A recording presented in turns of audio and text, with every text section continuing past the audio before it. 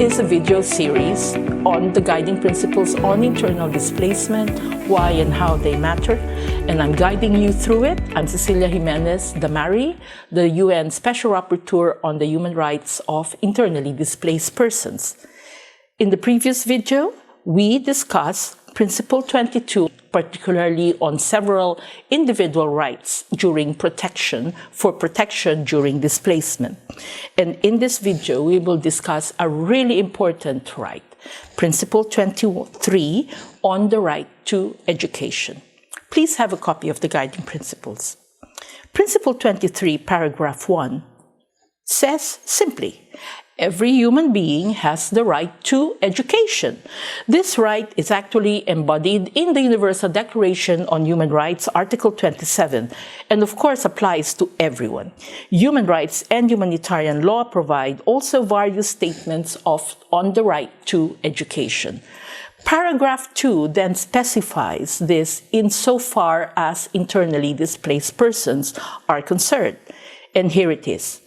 Paragraph 2, to give effect to this right for internally displaced persons, the authorities concerned shall ensure that such persons, in particular displaced children, receive education which shall be free and compulsory at the primary level.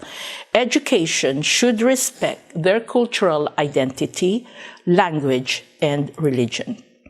This paragraph indeed emphasizes the importance of focus on displaced children who are entitled to the right under Article 26, UDHR, Universal Declaration on Human Rights, paragraph 1, which reads that education shall be free at least in the elementary and fundamental stages. Elementary education shall be compulsory. And of course, this applies to internally displaced children as well. Repeated in other human rights and humanitarian law instruments, there is particular mention to be made that the Convention on the Rights of the Child places big emphasis as well on the right to education of children. The Convention recognizes that the child's education, among others, shall be directed to the development of his or her own cultural identity, language, and values. Paragraph 3 and paragraph 4 of this principle on the right to education can be read together. Para 3.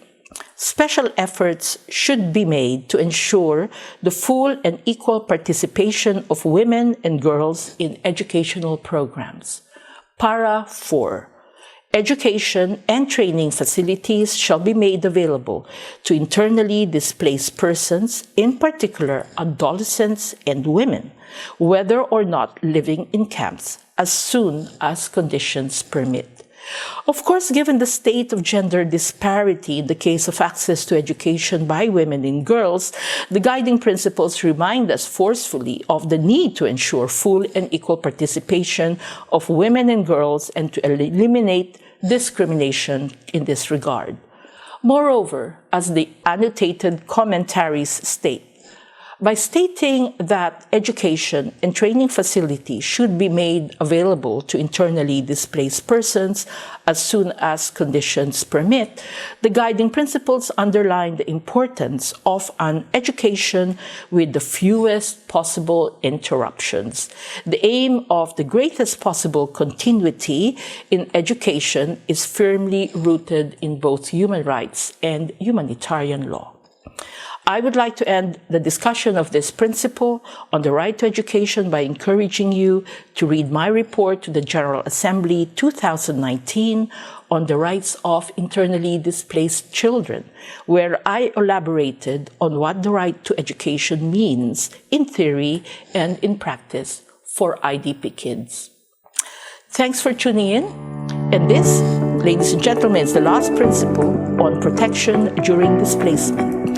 In the next video, we will turn our attention to a new section, Section 4, on humanitarian assistance, starting with Principle 24. See you then.